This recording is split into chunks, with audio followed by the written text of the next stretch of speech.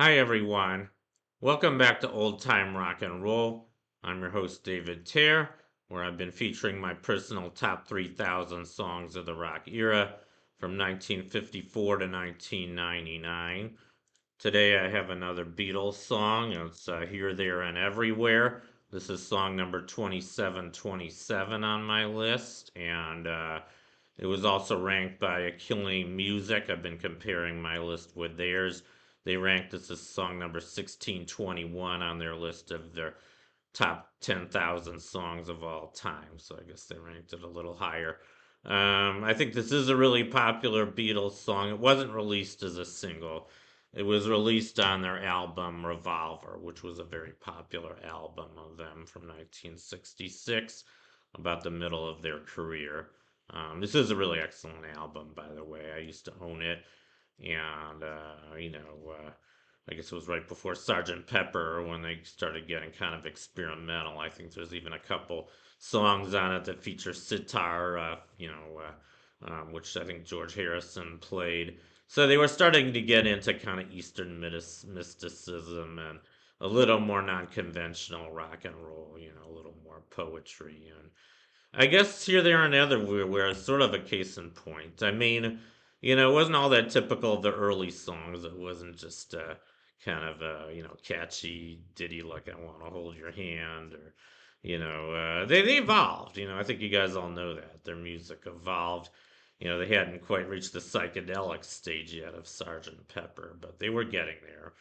They were still, I think, having live concerts at the time. I think things were getting a little crazy for them, actually, because this was around the time when John Lennon made his very controversial remark around about, that the Beatles were more popular than Jesus. That got them into a lot of trouble. I don't want to get into that, but you might be surprised that I didn't rank this song higher. I mean, it's a good song.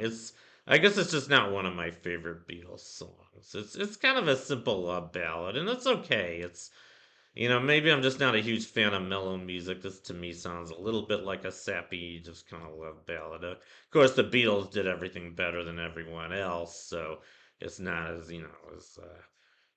nauseating as some other ballads. It doesn't sound like Barry Manilow or Air Supply, but it is one of those songs you might hear done to music on the elevator. I don't know. It's okay. I mean, I don't know what to say about this song. I never really thought that deeply into the meanings of the song. It's a love song, and maybe it's like poetry, but I never really thought very closely to the meaning of the poetry expressed in the song. Maybe I should have. I don't know.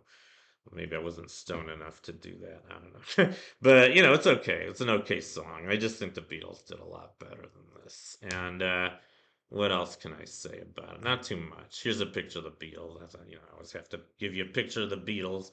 This is the Beatles, probably from 1966, around that time. Their hair's starting to grow longer. So I think it was longer than it was in 64, even though it was shockingly long for most people at that time. So. But I love the Beatles, I mean, it is a good song. And this, I don't think it's one of the best. But anyway, I guess that concludes my profile on Here, There, and Everywhere by the Beatles. Thank you for watching. You guys rock, and I'll see you next time. Bye.